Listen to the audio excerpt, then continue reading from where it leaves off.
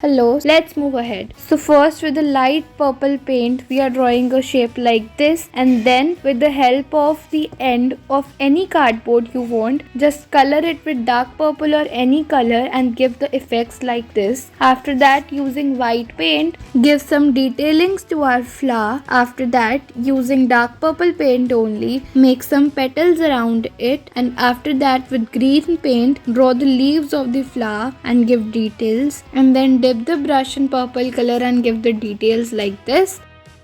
Here by using this kind of brush, we are giving some details with red and white color. You can see how beautiful the flower is looking right now. And after that, draw rest of the flowers like this only. And then with green color paint brush, we are drawing the stem of these flowers. And then after that, we are giving little tiny detailings of leaves. And you can see how beautiful it is looking right now. You can also draw a honeybee like this with yellow and white color, and our drawing is ready.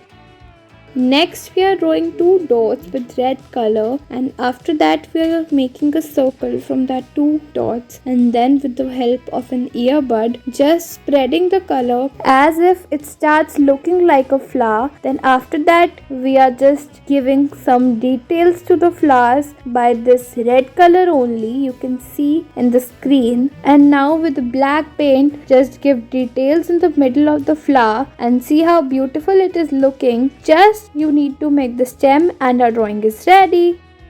Now let's move ahead. Here we are making some yellow circles with the tip of the brush, and with light pink color we are making the petals of this flower. Make the rest of the flowers like this only. After that, just add little details to the petals with pink color or red color or any color you want, and then draw the stems with green color and add detailings to the drawing like making the leaves. After that, dip the brush in the paint and give brush effect to it.